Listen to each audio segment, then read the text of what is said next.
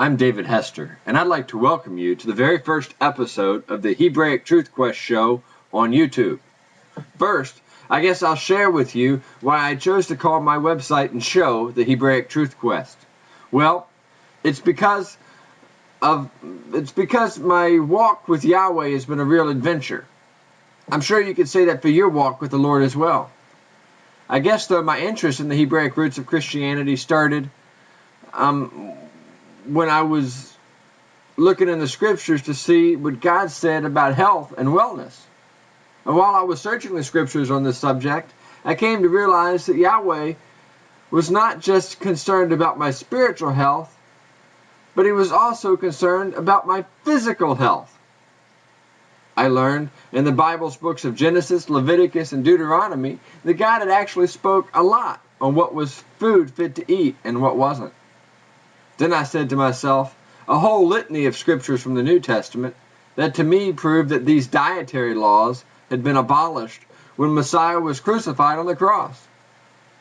Then one day the words of Yeshua in Matthew chapter 5 stood out to me, where it says, "Think not that I've come to destroy the law or the prophets. I've not come to destroy, but to fulfill." So you can see my dilemma.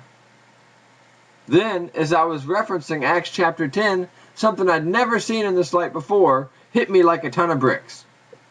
When Peter received that vision, with all of the beast and creeping things of the earth and the sheep, being let down from heaven, Yahweh said, "Rise, Peter, kill and eat." Peter's response in verse 14 was, "Not so, Lord, I've never eaten anything common or unclean." Did you get that?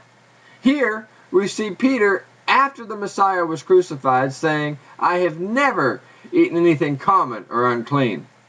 This shows us that Peter never believed that the cross abolished the dietary laws of the Old Covenant.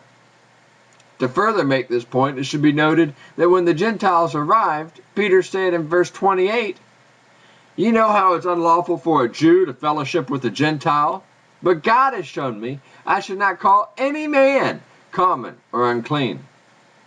So this famous vision of Peter really has nothing to do with food, and has everything to do with Yahweh calling the Gentiles unto himself. It was at this point that I started thinking that maybe I had missed something in my understanding of the new covenant and the death of Messiah on the cross. I then learned that what was nailed to the cross was my sins and not the Torah. Torah simply means God's instructions and guidance. Why would anybody want to abolish the instructions and directions of God? He loves us. He knows what's best for us.